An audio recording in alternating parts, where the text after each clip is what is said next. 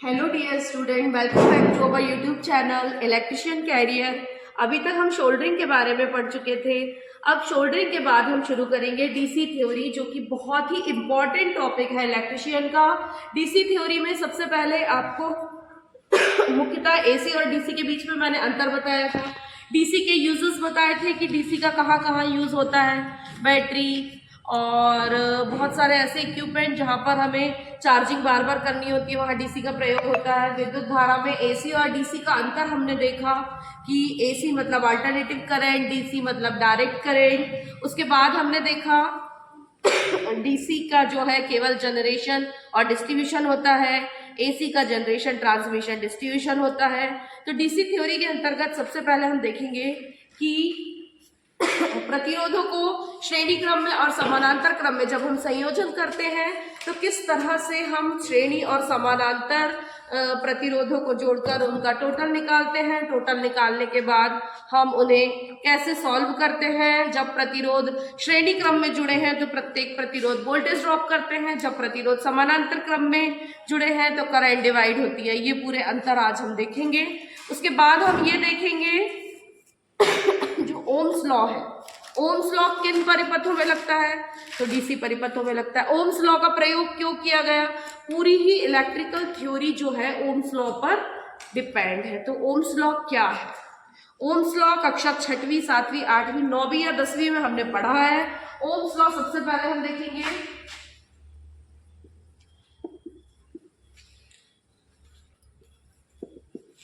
नियत दाब, ताप और भौतिक परिस्थिति में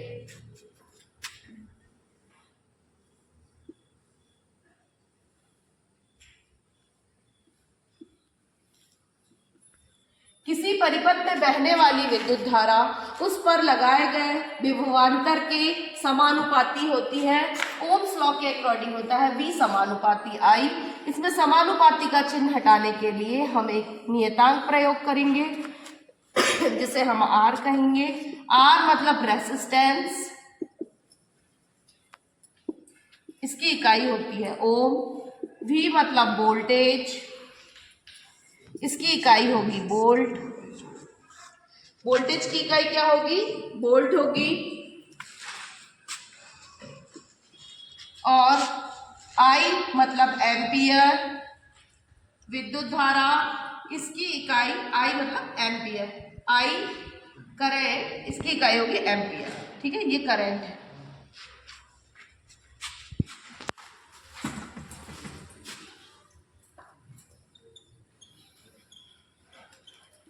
इसको हम एम्पियर ऐसा रिप्रेजेंट करेंगे।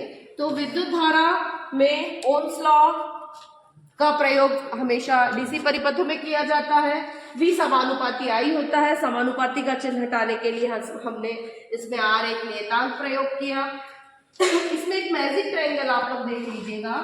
यदि हमें मैजिक ट्रायंगल पता हो तो हम कभी भी जब पूछा जाएगा कि V इज इक्वल टू क्या होता है, तो V is equal to IR, I is equal to V upon R, R is equal to V upon I। ठीक है, ये पूरा देखेंगे। इसकी सहायता से हम ओम्स लॉ को देख सकते हैं और ये फॉर्मूले से हम वोल्टेज, करंट और प्रतिरोध ज्ञात कर सकते हैं। मैजिक ट्रायंगल ओम्स लॉ ज्ञात करने के लिए। इसके बाद हम देखेंगे यदि ये जो प्रतिरोध है ये श्रेणी क्रम में जुड़े रहेंगे तो क्या होगा, और समानांतर क्रम में जुड़े रहेंगे तो क्या होगा।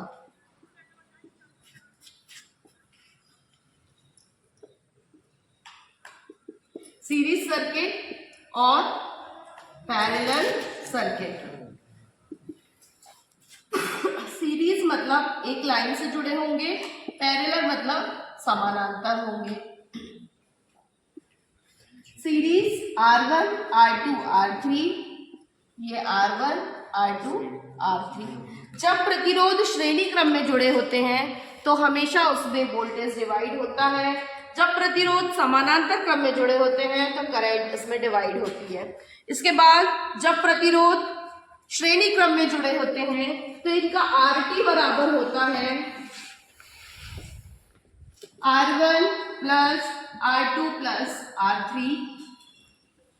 जब प्रतिरोध समानांतर क्रम में होते हैं तब इनका आर टोटल होता है 1/R1 plus 1/R2 plus 1/R3।